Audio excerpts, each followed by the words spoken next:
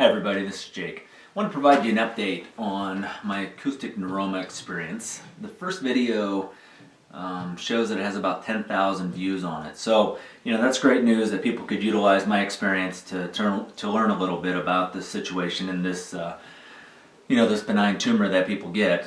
Because I know when I first started looking, when I first got diagnosed back in December 14 now, I had a lot of questions and I wanted to look and search and figure out everything I could possibly about this. And as a result of that searching, you can sometimes get even more worried and scared than maybe what you were before, because you see everything. You see good, you see bad, you see some great experiences, you see some experiences that weren't so good.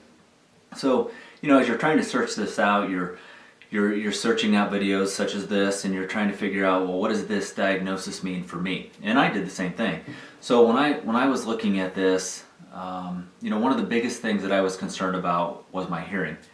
And as I've learned in the last 2 years, that really hasn't been too much of a struggle for me. You get in situations where it's really loud, and that's hard. You also have situations where gym situations like in athletic events, that's difficult as well. My wife and I have got pretty used to sitting in the right position where she's always on my right side, and then that way I can hear, everything else I pretty much blanket out, but she's also there for me because she might say, hey, this person's talking to you, and then I can turn and have my good ear, towards them somewhat. Just to give you a little update on where I am with this whole thing, after the first year, I think the first video took place maybe a couple weeks after surgery, and I was doing pretty good, and actually I got back to work after 3 weeks. So I went through all my follow-ups, my MRIs, and then on my 12th month checkup I went up and I saw Dr. Babu, and he said my MRI looked like the tumor may be growing. It definitely wasn't shrinking. So in the initial stages, Dr. Babu told me, we may have to go through this twice. You may get a second stage operation to remove the rest of it, because they did not want to take out the whole thing at the risk of damaging the facial nerve. And that's one of the biggest concerns that I think I had, was the facial nerve. How do you preserve the facial nerve? So the first surgery took out 75% of the tumor, and then when we went up on my year follow-up from the first surgery, when he said that, I asked him for the first available. So I scheduled it and I got it on the books, and then November 8th we went up and had the second acoustic neuroma surgery. I can tell you that from the first surgery to the second surgery, each one of them is different, and they both feel like you got hit by a truck. And Dr. Babu said that would be the case. I mean, you think about someone going in your head and taking out a tumor and being that close to all the structure and the nerves and the brain, everything inside of there, and the rest of the tumor was sitting right on my facial nerve. So they wanted to give the nerve time to heal the first time and then come back through. And that was one of the things that Dr. Babu told me, was that typically what will happen after the first surgery, that facial nerve, and he kind of describes it, it's all balled up and it's loose. And I think of it as a piece of yarn. So when you take a piece of yarn and you push that together, it kind of balls up like this, but then you pull it tight and you get a nice strand. And the facial nerve is kind of like that. That's kind of how I envision that. So he said a lot of times what happens is that nerve will heal well enough where you go in and just peel that tumor right off. And that was what happened with my second surgery. He was able to get everything out. So based on my follow-up in November of 2017, I am clear. I don't have to worry about anything anymore. He said he doesn't see that ever being an issue for me anymore. I have to go back up in a year in 2018 for another MRI and follow up with him, but I don't have 3 month, 6 month appointments anymore. So everything's good there. After the second surgery, I can tell you that I still felt miserable. It still feels like you got hit by a truck, and you just still feel bad because you're still under for 8 to 10 hours for them to get in there and get the rest of that tumor out. But this time was a little bit different for me, because I had, must have been the way they had me on the bed and strapped down, the back of my neck, the muscles there were so tight, and it felt like I had, it ran up the back of my neck all the way to the front of my head, and it was unbearable. So they were trying to treat that for the first 24 hours, just getting that pain under control. Yeah, I was uncomfortable. Definitely don't like the catheter. You know, it's one of those things that you have to have when you have that type of surgery. But it's just an uncomfortable surgery. You're under for a long time, your body's getting that anesthesia out of your system, and you just feel bad, you know, but they take you through the same steps. The physical therapist comes and works with you, walks you down the hall.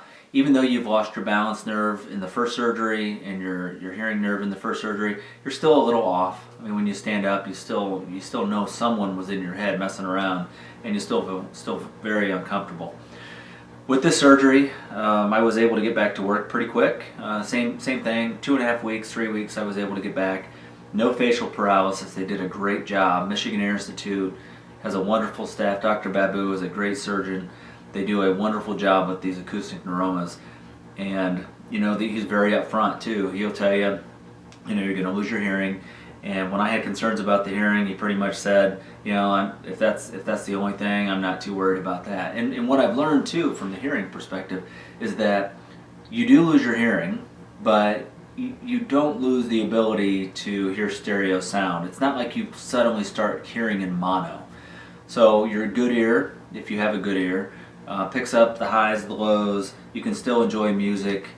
And that was one thing that I know when I was researching this, I was really concerned about, because I really like listening to music. I'm actually sitting in my basement right now, and we have a surround sound, and we got a big screen here, and I really enjoy that. But you know, it really didn't lessen that much. I can still really enjoy music, and actually I use a little earbud now called a Focus Power 10, and it's just a singular earbud. They're about $30. It's a great product. They sound really, really good, and you get 4 to 6 hours of listening.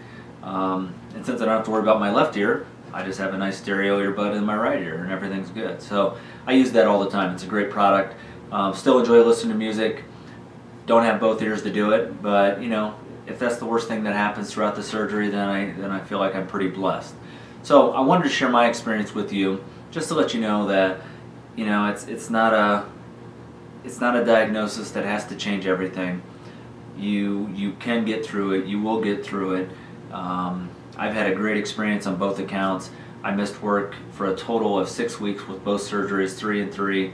I could have got back sooner on the second surgery, but it was near Thanksgiving. So, you know, with the holiday there, I ended up going back the next week. But I am doing great, and hopefully this video helps. You know, I can tell you that when I get tired, I can tell my balance is a little bit worse. When I'm in loud environments, it's more of a struggle to hear, and I can tell you that I get more tired from that. It does wear you out a little bit more, because you got to focus so much more to hear people, and you know, turn your head, turn your body. When people talk to me now, I have to sometimes turn my head so I can actually hear them well.